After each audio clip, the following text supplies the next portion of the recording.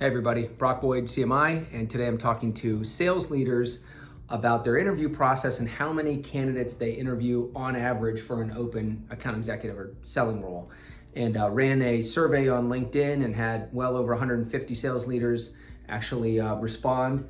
And so I've got some interesting statistics here. That the highest percentage of the four choices that were given was 4 to 5 candidates interviewed per open sales role. 61% were somewhere between 2 and 5, so that's the majority. But a crazy number here is this 19% who said that they interviewed 10 or more candidates on average per open sales role. That could mean one of a few things, but it's definitely problematic and something that you should look to improve, fix, however you want to call it. If it's the very first time that you're filling this type of role in an organization, so you've never hired a salesperson before, then a higher number than normal does make sense. There's a bit of a feeling out process there, and you guys are using some of those conversations to dictate some of your criteria. But otherwise, 10 or more is something that just flat out shouldn't happen. And there's a few potential reasons for this, and one of them is that the company's actually not in a hurry to fill that role. So they're interviewing people. If they feel like the perfect candidate comes along, they'll hire them, but there's no sense of urgency. They don't feel pain for not having the role filled.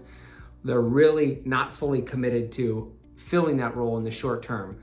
That could be one of the reasons for such a high number. And I would certainly argue, from my point of view, that doing this when you're not certain that you don't have the desire to fill a role in the short term, talking to a bunch of candidates, it doesn't really help anyone. It doesn't help you. It takes up your time and resources. It takes up time and resources of the candidates. They walk away generally with a bad impression because they might be strung along over long periods of time, just to be told we're not going to fill the position at all, or 6 months later they're still interviewing for the same role. But another possible cause is misalignment of compensation with sellability of the role. So let's say criteria meeting sellability. So if you've got really strict criteria in terms of the number of years experience, the type of experience, how strong the track record, and yet the sellability of the role doesn't connect with that, then you can have obvious problems. You're trying to get the person that you want who checks all those boxes, but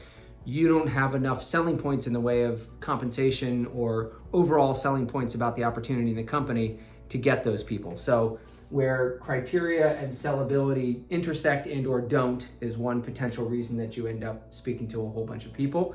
And the process itself can be the reason. So if you're having good candidates that you liked begin the process and then pull themselves out, that can also have, often have to do with the length of the process.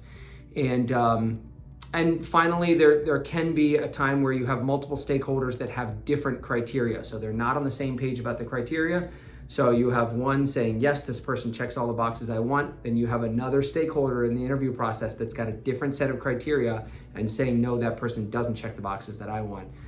That can clearly lead to problems, and that's why that sort of thing should be ironed out before the process begins.